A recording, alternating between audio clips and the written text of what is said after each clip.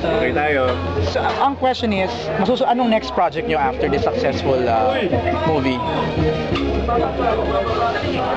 DJ?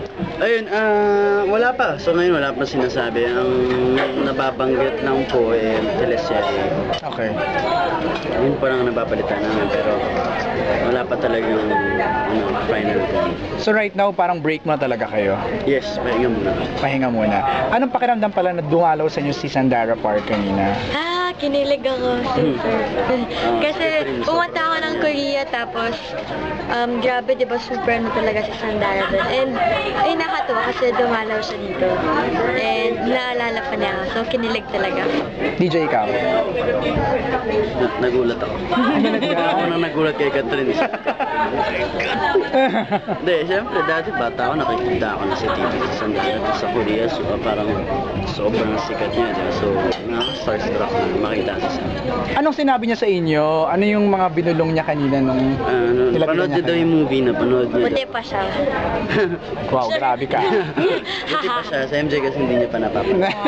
Hindi pa napapanood ni MJ Felipe. Opo, manonood na po. So ano, yun lang sinabi niya na parang mapanood daw niya.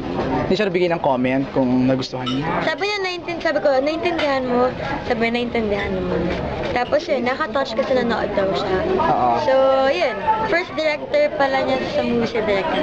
Right, oo. Catherine, ba't medyo naging emotional ka doon sa message ni...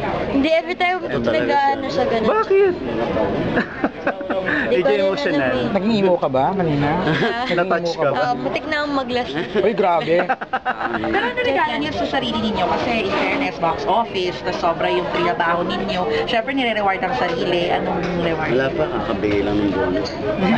Wala bang plano sa bonus? Hindi, wala pa. Travel or anything? Hindi, wala muna. Ano lang, mas pahinga lang nasa isip namin. Pero anong ibig sabihin ng success ng pelikula to para sa inyo? Kasi parang 'di ba, parang iba yung napatunayan niyo talaga na movie actors and actresses. Siguro masasabi mong successful yung isang movie kapag maraming naka-appreciate ng movie na ginawa mo, maraming na-inspire, tapos maganda yung feedbacks nila. Feeling ko dun mo masasabi na yung movie talaga yun.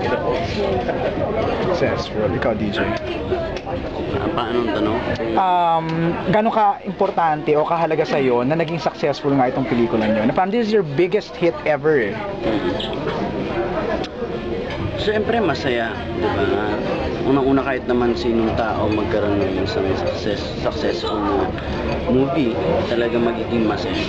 Ay kami ngayon sobrang ipapasalamat sa mga taong nanonood, lahat ng sumuporta, at lahat nung pinagod namin nabawi. So, sobrang saya lang kami ngayon at parang kumpleto kami ngayon. Ano ibig sabihin, complete kami sa loob namin na masaya lang kami natapos yung movie. Okay. Okay, thank you.